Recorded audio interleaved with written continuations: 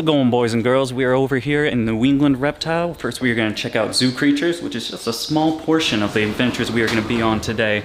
We're supposed to be hanging out with my buddy Johnny. Gotta find him. This is a pretty big place, so we're going to keep looking. Oh, found one of my buddies here. Hey, what are you doing, Kelly? Everything's great at New England Reptile. Okay. Hey, you know where Johnny is? The Reptile Room. Go check the Reptile Room. He's not. I don't know where he is then. Probably in the Venom Room. Well, let's check the Venom Room. Get into that. Take a look at these little baby tortoises. So we got Hermans over here. And looks like we got a little baby Sulcata. Absolutely fantastic. Some big toads, man. Look at the size of these little dudes. Oh, man. They're my favorite. Absolutely awesome. But we can't keep Johnny waiting. There's a bunch of cool stuff. We'll get there when we get there. I believe the Venomous Room is going to be in here.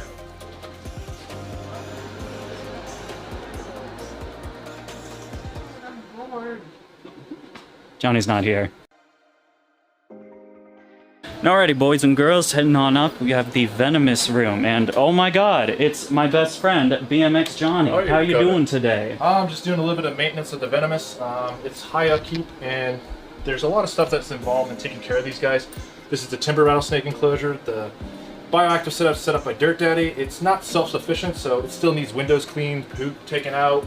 So you secure the animals, take it in, do the maintenance, put it back in, and then we'll get on with you visiting Nerd and doing a tour. So, absolutely fantastic. So let me which enclosure are you cleaning right here? the native timber rattlesnake, which is technically endangered species up here in your area because a lot of dens are being wiped out. Construction takes them out, so spreading knowledge about these guys helps a lot with the protection of them, and putting them on display is one key way of spreading knowledge to people on wanting to love and protect these species.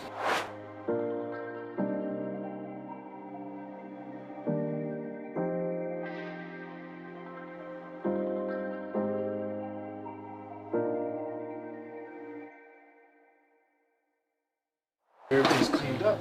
We're gonna put this guy back in.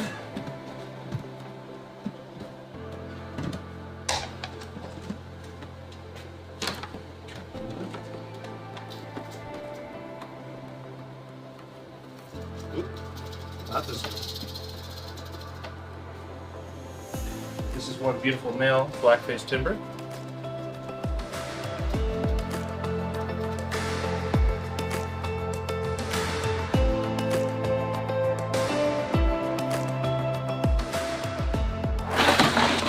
But as you can see, they're curious. He doesn't want to attack anything or anything.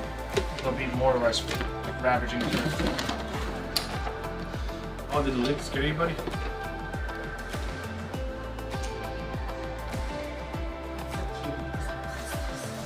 They're like giant puppy dogs. But he's a sweetheart.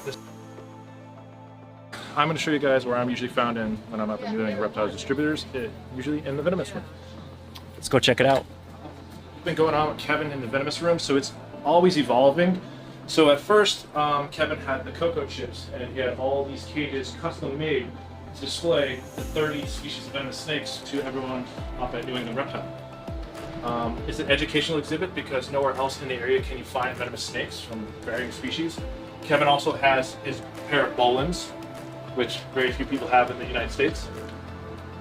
This was wicked cool. So personally, I know I've seen Bolins before, but I've never seen one this old. I didn't realize it got this big. Stay right there. Stay right there. All right, I'm staying right here. An absolutely amazing species. I mean, just take a look at these full adult Bolins pythons.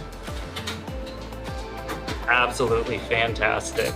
It looks like he's pulling out some other Bolins pythons for us.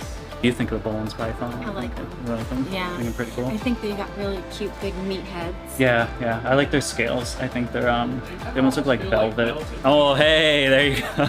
I think that's the key marker of any cool snake. It has to be the iridescent, the rainbow pattern that they got going on. Yeah, it's just like very dark. I mean, just take a look at these guys. The massive heads that they have. Mm-hmm. A little dark. Let's see if I can brighten that up for you guys. There you go. Look at that. Oh. This is a captive red Bolins python that he's growing out. And as you can see, the color change, they go from the rusty red to the black, the dull pattern. What a rare opportunity to see this. A captive born and bred Bolin's python, man. And Johnny's nipple. Absolutely fantastic. We won't use my nipple. You can see Kevin socializes these guys very well. They're curious. Very healthy. And Kevin told me some helpful information and unique information I never knew about this species. Is they actually survive snowfall. They're up in the mountains, aren't they? Yeah, and they go subterranean when it snows. Wow. I like their noses.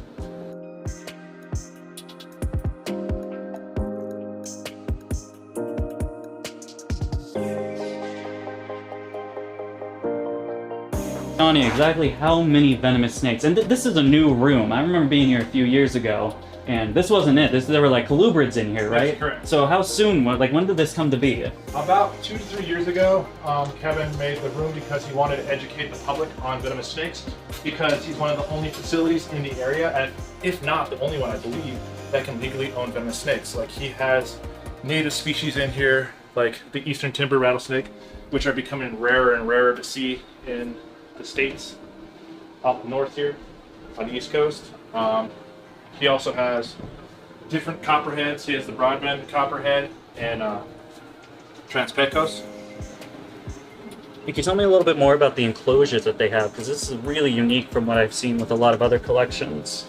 We decided to go team up with Dirt Daddy, and we went bioactive for a more naturalistic enclosure, and they're more self-sufficient on maintenance and matching the natural ecosystem where the snakes come from, and it keeps humidity, and all it does is produce dirt when it breaks down, so they get more and more dirt. Absolutely fantastic. My favorite one probably has to be this one. I absolutely love the little rock hide they have going on. The natural tree bark in a lot of these is just so cool. And girls, rare footage of me being taller than Johnny. Hold on, you gotta go one more step. This doesn't feel safe. I was just on it, and I'm almost 300 pounds. You're good. These have to be one of my favorite hots. These are going to be all the tree vipers. Well, we also have a green vine snake right here. Pothos. So tell me, Johnny, why are these guys all the way up here, whereas a lot of the other venomous is down there? Naturally, they're arboreal, so they feel more comfortable at home being higher up. So the higher the elevation for them, the more secure they'll feel and less stressed the animal will be. And it's a task to keep Waggler alive alone, let alone have them thrive. The disappointment not being able to see them, I definitely understand. That's obviously why we're doing a lot of these guys you guys are doing here. That's going to be the fact that we're caring a lot more about the animals over there at New England Reptile than what the customers are going to be able to see. And any animal that is highly defensive, and we notice that is like bashing the glass and does not like the public, we will raise up to the point where that they cannot see the public, and they are not like being stressed out, or they're move up the stairs in the other venomous room of like 4 to me. Absolutely awesome. This is such a cool room.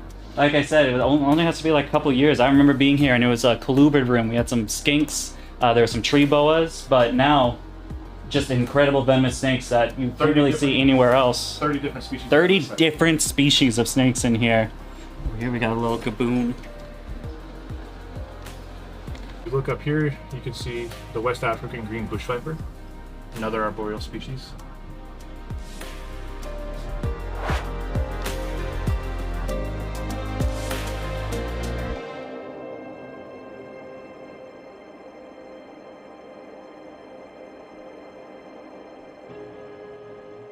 Tell me a little bit about this snake.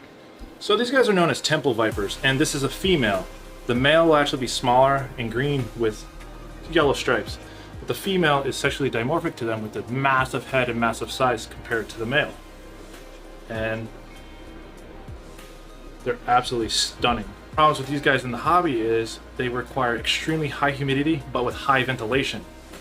And if you don't do that, these guys develop severe RIs and pass away. They're very delicate and fragile.